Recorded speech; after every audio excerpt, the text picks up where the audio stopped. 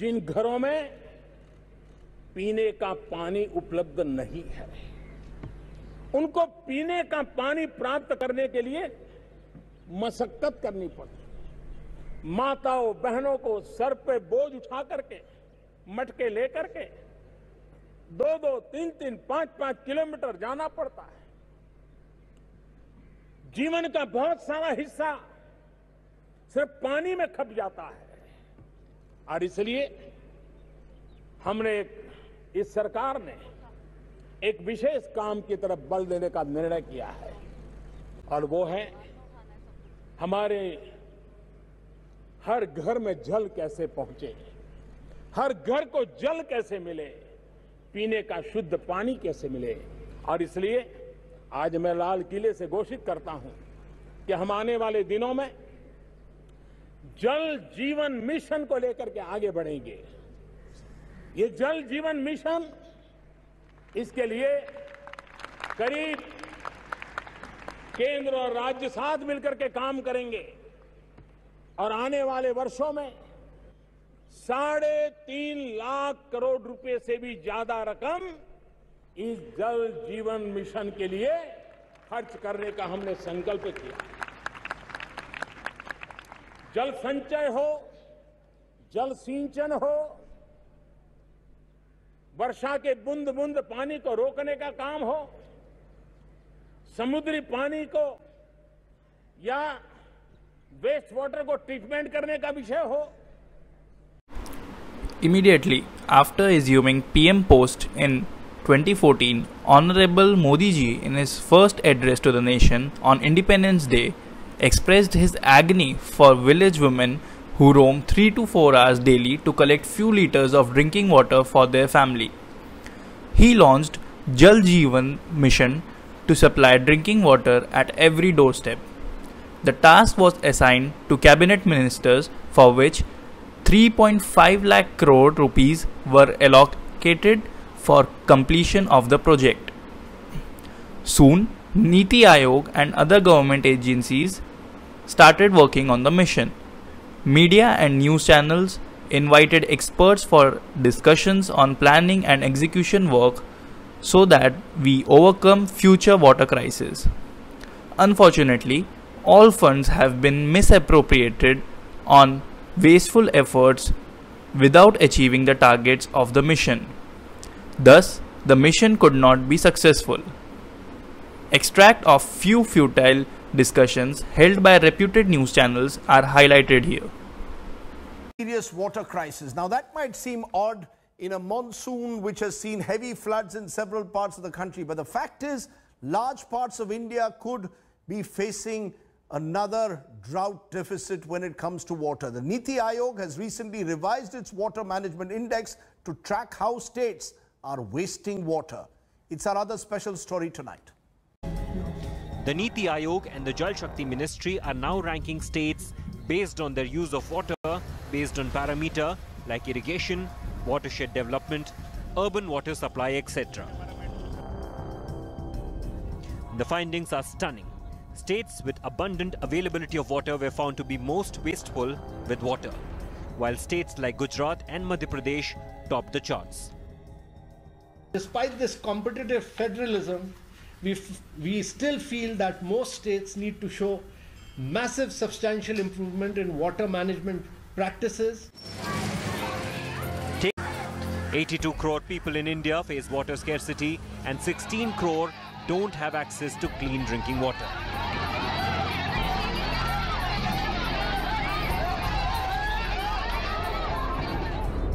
The Narendra Modi government has set the ambitious target of giving every rural household assured water supply of about 55 litres per day. Water for all by 2024 is a daunting task the Modi government has set itself. For any realistic chance of reaching there, work needs to be done right now. We had that level of political leadership which is unprecedented. It made all the difference, and then of course the people got involved. It turned out to be a Jan Andolan. And I think very much on those lines, the Prime Minister sees the water mission, all the challenges ahead of us. getting people involved in the same manner as we did in the Swachh Bharat mission, making it a Jan Andolan. So from Jal to Jan Andolan. It's going to be very complex, very challenging, but we think we'll get it done. You know, those are all lovely words, from Jal to Jan. But let me just throw the hard facts. As the Niti Aayog report has done on water, 82 crore people face water scarcity, 82% rural households don't have piped water supply, 16.3 crore people don't have access to clean water, 5 of the world's largest cities facing water stress are in India, only 35% urban households have piped water supply. These are पानी की महत्ता से हम सब परिचित हैं। इसके बावजूद भारत में वर्षा का अधिकतर पानी बर्बाद हो जाता है। बारिश का पानी हम जितना बचाएंगे, पानी के संकट को और भूजल पर हमारी निर्भरता उतनी ही कम हो जाएगी। और इसलिए प्रधानमंत्री ने दिया मंत्र कि जहां भी जब भी संभव हो वर्षा के जल का संग्रह करें, और घोषणा हुई जल शक्ति अभियान कैच द रेन अभियान की। और लोगों की भागीदारी के माध्यम से जमीनी स्तर पर जल संरक्षण करने में हम लगातार नई नजीर पेश कर रहे हैं। पानी घर घर पहुंचाया जाएगा, उसकी सिक्योरिटी के लिए ये बहुत जरूरी है कि उस गांव वाले वो अपनी जवाबदारी ले लें, वो सोर्स सस्टेनेबल रहे, और उसके लिए उनकी जमीन, जैसे कहा था, जमीन पे पानी रोके, ड्रेनेज में पानी जहां जरूरत है वहां रोके, वो रिचार्ज भी करेगा और इरिगेशन की जो जरूरत है उसको कम भी करेगा। हाँ, कम्युनिटी जब इस काम को करती है तो उसके रिजल्ट बहुत अच्छे आते हैं और वो वाटर सस्टेनेबल होता है। Foregoing discussions held among the experts clearly show that the mission was poised on wrong footings. जमीनी हकीकत के लिए काम करने वाले कार्यकर्ता स्थानीय स्तर पर उपलब्ध जल संचयन के लिए ट्रेडिशनल मेथड्स जैसे जल संग्रहण के लिए उपयुक्त सिविल कंस्ट्रक्शन कार्यों में लग गए। यह जल कृषि उपज को सिंचित करने मात्र ही सीमित था, अतः घर घर में ड्रिंकिंग वाटर पहुंचाने के उद्देश्य की पूर्ति नहीं हो सकी। इस तरह न्यूज़ चैनल्स पर एक्सपर्ट्स के डिस्कशंस को दिखने और स्थानीय जल संचयन के निर्माण कार्यों में ही सरकार के बजट की धनराशि 3.5 लाख करोड़ खर्च हो गई और पीएम मोदी जी का सुनहरा स्वप्न जल जीवन मिशन असफलता की भेंट चढ़ गया। जल जीवन मिशन को सफलता बनाने के लिए आवश्यक था कि पाइपलाइन के द्वारा जल की अधिकता वाले जलाशयों से सूखाग्रस्त स्थानों में पानी भेजा जाए। तात्पर्य है कि निकटतम समुद्र स्थल से पानी को लिफ्ट करके सूखाग्रस्त स्थानों में सी वाटर लेक्स निर्माण करते हुए नदी के उद्गम स्थान में भेजने के उद्देश्य से पूर्ति संभव है। चित्र में सी वाटर रिसाइकलिंग को दिखाया है। The key to the success of Jal Jeevan Mission lies in the unique concept of natural water cycle, propounded by little girl Shagun Mahajan of class 6 of the EMMS school. She presented a working model in the science exhibition held at Angel Valley School Bhilai in the year 2019. Her model won the best prize and her article was published in reputed children magazine Brainfeed October 2019 issue. The model depicts the message that God has given us only half water cycle and it is our responsibility to complete it by lifting sea water and discharge it at the river origin point. On the way back, seawater lake can be made in each state to store water and construct salt extraction plants. The salt-free water can be discharged into the rivers flowing in the state. Thus, the rivers will run full in all seasons. Waterable will be maintained to ensure availability of drinking water in abundance. Working model of Shagun is described as under. कक्षा 6वीं में जल चक्र सामाजिक विज्ञान की पुस्तक में पढ़ाया जाता है। नदी पर्वत से निकलकर मैदान में बहती हुई समुद्र से जा मिलती है। मार्ग में सूर्य की गर्मी से पानी भाप बनकर आकाश में जाता है और तापमान के गिरने से पानी की बूंदें बादल बनकर वर्षा करती हैं, किंतु वर्षा का पूरा पानी नदी पर नहीं गिरता है, इसलिए नदी का जल स्तर कम होने लगता है और गर्मियों में पानी सूख जाने से हमें पेयजल की कमी का सामना करना पड़ता है। किसी ने कभी भी नहीं सोचा कि प्रकृति का यह जल चक्र अधूरा है और इसे पूरा करने का काम हम पृथ्वीवासियों का है। इस दिशा में इंजीनियर्स लोगों को ध्यान देना चाहिए। सगुन महाजन ने जल चक्र को पूरा करने के लिए नर्मदा नदी को उदाहरण स्वरूप प्रस्तुत किया है। नर्मदा नदी अमरकंटक से निकलकर मध्य प्रदेश, महाराष्ट्र और गुजरात राज्यों में बहती हुई अंत में अरब महासागर में विलीन हो जाती है।